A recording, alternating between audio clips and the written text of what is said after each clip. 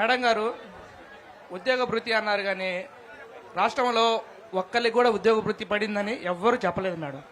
ఆ పథకం అనేది అమలు చేయలేదు. చెప్పడానికే కానీ అమలు చేసే ఆలోచన రాలేదంటుంది స్టేట్ ప్రభుత్వానికి. ఇంకోటి ఏంటంటే 2005లో నాన్నగారు మినిస్టర్గా గెలిచారు. అప్పుడు అతను పెట్టినటువంటి గొప్ప గొప్ప పథకాలు ఈ తరం వాళ్ళకి, కొంతమందికి, ఈ జనరేషన్ వాళ్ళకి, పిల్లలకి తెలియదు. పెద్దవాళ్ళు గుర్తుపెట్టుకున్నారు కానీ దాన్ని ముందుకు నడిపించేటువంటి కాంగ్రెస్ ప్రభుత్వం మనకి ఉండాలనే ఆలోచన చేయట్లేదు. నాన్నగారు రేషన్ కార్డు అప్పుడులో చాలా మందికి తక్కువగా ఉండేది. 90% మందికి రేషన్ కార్డు ఉండేది కాదు. పేదవాళ్ళకి 10% మందికి, అది తెలిసిన వాళ్ళ ద్వారా తెప్పించుకునేవాళ్ళు. అందరికి, ప్రతి ఒక్కరికి రేషన్ కార్డు ఉండాలి. ఆకలి చావులు ఉండకూడదు. కనీసం స్టోర్ బియ్యం దీనైనా బ్రతకాలి, ఆకలితో ఉండకూడదు ఏ నిరుద్యోగి కూడా, ఏ పేదవాళ్ళు కూడా అని చెప్పి రేషన్ కార్డు అందరికీ అమలు చేశారు నాన్నగారు.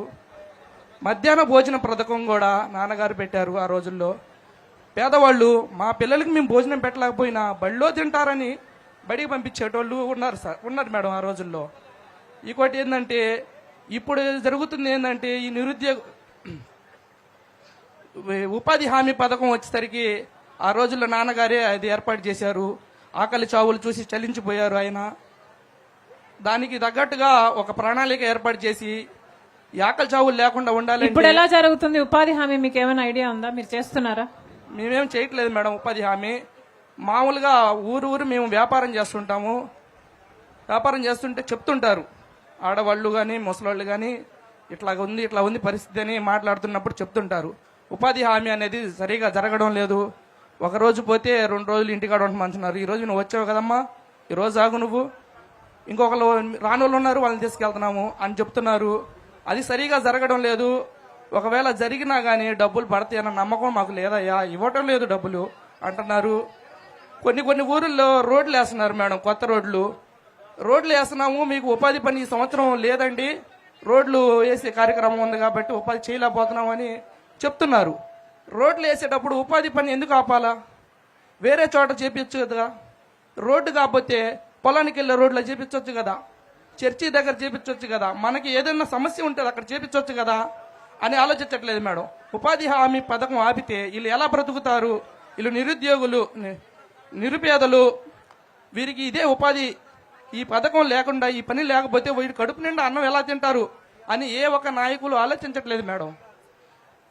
ఇంకోటి ఏంటంటే 2005లో ప్రభుత్వం అప్పుడు బాగుంది మేడం. అప్పుడు ప్రశాంతంగా మనస్సు అంతా ప్రశాంతంగా, మనకు ధైర్యంగా ఉండేది. ఇబ్బంది లేదు, ఇంట్లో జరిగిద్ది, మనకి ₹1 మిగలపోయినా పర్వాలేదు, మనం ఆకలితో ఉండము అన్న ఆలోచన ఉండేది. సంవత్సరం దాటితే, ఈ సంవత్సరం కాకపోతే వచ్చే సంవత్సరం కొద్దిగా మెరుగుపడతాము ఆర్థికంగా అని ఆలోచించేటోళ్ళు. ఏ ప్రభుత్వం ఉండేదే అప్పుడు కాంగ్రెస్ ప్రభుత్వం ఉండేది సార్. కాంగ్రెస్ ప్రభుత్వం ఉండేది సార్. అప్పుడు ఈ సంవత్సరం మనం బాగున్నాము, వచ్చే సంవత్సరం ఇంకొంచెం బాగుంటాం, ఇంకా బాగుంటాం అనే ఆలోచన ఉండేది. ఇప్పుడు 2026 అప్పుడు పరిస్థితి పోల్చుకుంటే అప్పుడు రోజులు బాగుంటాయి కదా, ఇప్పుడేంది ఇలా ఉంది పరిస్థితి? దిగజారిపోతుంది. ఉండేకుంది, పనులు ఉండట్లేదు, తినడానికి తిండి ఉండట్లేదు, నిరుద్యోగ పనులు కూడా ఆపేశారు, ఉపాధి హామీ పథకాలు ఆపేస్తున్నారు, రైతులకి గిట్టుబాటు ధర దొరకట్లేదు, ఉద్యోగాలుంటే ఉద్యోగాలు దొరకట్లేదు, ఉద్యోగాలు ఉండట్లేదు, చదువుకొని కూడా బయటకు వచ్చి బేల్దారి పనులు, కూలి పనులు చేసుకుంటున్నారు. అసలు ఎటువంటి పరిస్థితిలో ఉన్నామంటే ముందుకెళ్ళడం కాదు, వెనక్కి వచ్చేసాం. 20 సంవత్సరాలు ముందుకెళ్ళాం కానీ 20 సంవత్సరాలు వెనకబడిపోయాం మనం. 2005లోంచి 20 సంవత్సరాలు వెనకపోతే ఎలా ఉండిద్దో అలా ఉంది మేడం ఇప్పుడు పరిస్థితి. ఈ యొక్క పరిస్థితి మారాలి అంటే ప్రభుత్వం మారాలి మేడం. కాంగ్రెస్ అనేది పేద ప్రజలకి సంబంధించిన ప్రభుత్వం. పేదవాళ్ళు బాగుండాలి అంటే కాంగ్రెస్ ప్రభుత్వం ఉండాలి. మళ్ళీ అలాంటి నాయకులు ఇక పుడతారో పుట్టరో తెలియదు మేడం. అంతటి గొప్ప నాయకులని మేము మళ్ళీ మీ ద్వారా చూస్తున్నాం మేడం. మీరు మళ్ళీ సీఎం అయితే నాన్నగారు బతికినట్టే. ఒక్కటే మేడం, ఇచ్చిన మాటకి ప్రాణాలు సైతం లెక్క చేయకుండా, వద్దు సార్ వాతావరణం బాగలేదు, అనుకూలించట్లేదు, వెళ్ళొద్దు సార్ అన్నాడు. లేదు నేను వెళ్ళాల్సిందే, ప్రజల కాడికి వెళ్ళాలి, కలుసుకోవాలి, నా ప్రాణం పోయినా పర్లేదు అని వెళ్ళారు మేడం. నాన్నగారు చిన్నపిల్లాడు మేడం, నేను హై స్కూల్కి సెలవిచ్చారు, ఏడుస్తున్నా ఉన్నా మేడం. అసలు నాన్నగారు అంటే నాకు చాలా అభిమానం మేడం. మా నాన్నగారు కూడా నాన్నగారికి అభిమానం మేడం. జోహార్ వైఎస్ఆర్, జోహార్ వైఎస్ఆర్. వైఎస్ఆర్ అంటే ఒక ప్రజలకి ధైర్యం. అలాంటి ధైర్యం మళ్ళీ రావాలి. కాంగ్రెస్ ప్రభుత్వం కేంద్రంలోనూ ఉండాలి, రాష్ట్రంలోనూ ఉండాలి. ఇంకొక మాట మేడం, ఇప్పుడు ఈ ప్రజలందరూ అనుకుంటున్నారు ఉపాధి పని ఒక 20 రోజులు పెంచారు, 120 రోజులు చేశారు, 125 రోజులు చేశారు, ఇంకో 20 రోజులు ఎక్స్ట్రా చేశారు అని కొంతమంది చెప్తున్నారు.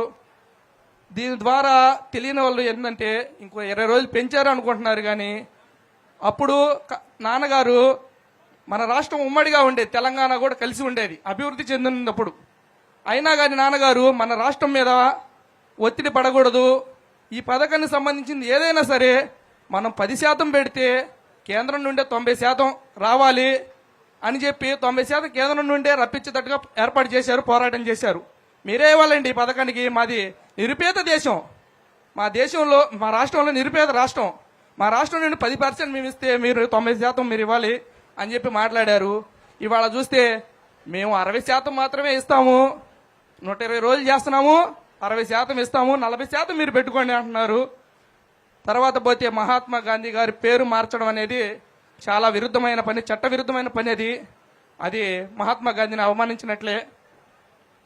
ఒకటి మేడం, ఇక్కడ హిందువులు ఉన్నారు, ముస్లింస్ ఉన్నారు, క్రైస్తవులు ఉన్నారు, దేశం అంటే అందరూ కలిసి ఉంటారు. ఒక మహాత్మా గాంధీ గారి పేరు తీసి దేవుడి పేరు పెట్టొచ్చు, కాదనట్లేదు. మొదటగా నువ్వు ఈ పథకం పెడితే, మీరే ఈ పథకాన్ని మొదలు పెడితే మీరు ఇష్టం వచ్చిన దైవాన్ని పేరు పెట్టుకోండి, లేదా మీ పేరు పెట్టుకోండి, మీ రాష్ట్రం మీ యొక్క ప్రభుత్వం పేరు పెట్టుకోండి. ఎవరు అబ్జెక్షన్ పెట్టరు. మహాత్మా గాంధీ గారి పేరు తీసేయడం అనేది ఎవరు ఒప్పుకోరు మేడం, ఎవరు ఒప్పుకోరు. అలా మారిస్తే మాత్రం ఊరుకోరు ప్రజలు. ఓకే, థ్యాంక్ యూ అమ్మా, థ్యాంక్ యూ వెరీ మచ్. చాలా బాగా మాట్లాడారు. Thank you. నీ పేరేంట్రానా? ఓకే.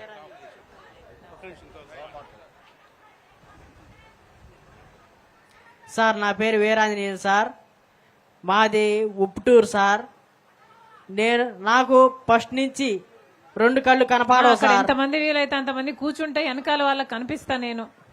సార్ నాకు ఫస్ట్ నుంచి 2 కళ్ళు కనపడవు సార్. అయితే నేను చెప్పేది ఏంటంటే, జగన్ ప్రభుత్వంలో నాకు పెన్షన్ పోయింది సార్. వాళ్ళందరినీ కూర్చోబెట్టమ్మా. జగన్ ప్రభుత్వంలో నాకు పెన్షన్ పోయింది. మా నాన్న బాపట్లో మున్సిపల్ ఆఫీస్లో పనిచేస్తున్నాడని అది పెన్షన్ తీసేశారు సార్. అది మామూలుగా గవర్నమెంట్ది కూడా కాదు, కాంట్రాక్ట్గా చేస్తాడు సార్. అయితే ఇప్పుడు ఏమైందంటే, ఓటమి ప్రభుత్వం అప్పుడు పెన్షన్ ఇప్పిస్తాము, అది ఇప్పిస్తాం, అది ఇప్పిస్తామని నాకు నా చేత వీడియో కూడా చేపించుకెళ్ళారు సార్. ఎంత మటుకి గెలిచి కూడా 2 సంవత్సరాలు అయింది సార్. ఎంత మటుకి నాకు పెన్షన్ అనేది ఇవ్వలేదు సార్. అయితే నేను చెప్పేది ఏంటంటే సార్, మీరన్నా నా మాట కొంచెం శ్రద్ధగా తీసుకొని మీరు నాకు పెన్షన్ లైన్ చేపిస్తారని నేను మీ మీద నమ్మకం పెట్టుకున్నాను. అది సార్ నా బాధ. జై కాంగ్రెస్, జై కాంగ్రెస్. అమ్మా, ఇప్పుడున్నది తెలుగుదేశం పార్టీ అధికారంలో. ఇందాక అన్న చెప్పినట్టుగా చంద్రబాబు గారు నిద్రపోతున్నారు, కొత్త పెన్షన్లు ఇవ్వటం లేదు. కానీ మా కోఆర్డినేటర్ ఇక్కడ జ్యోతమ్మ అని ఉంది, మీరు తర్వాత కలవండి, మీతో పాటు ఆఫీస్కి వచ్చి ఎందుకు పెన్షన్ ఇవ్వటం లేదో మాట్లాడగలము. కానీ పెన్షన్లు రావాలి అంటే ప్రభుత్వం మారితేనే ప్రజల బ్రతుకులు మారుతాయి. ఇలా పెన్షన్లు అయితేనేమి, లేకపోతే నిరుద్యోగులకు ఉద్యోగాలు అయితేనేమి, ఎన్నో సమస్యలు ఉన్నాయి. ఇవన్నీ మారాలి అంటే, పరిస్థితులు మారాలి అంటే ప్రభుత్వం మారాలి. కానీ అంతవరకు మీ తరపున కొట్లాడడానికి మేము ఉన్నాము. మా కోఆర్డినేటర్ మీతో కలిసి వచ్చి ఆఫీస్కి వచ్చి మీ పెన్షన్ గురించి మాట్లాడతారమ్మా. Thank you. ఓకే బాబు, thank you madam.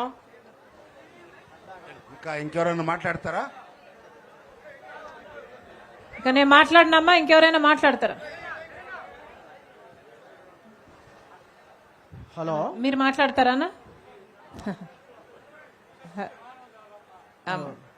Thank you, thank you. Hello అన్నా సలాం. ఇప్పుడు ఆడబిడ్డ నిధి అన్నారు.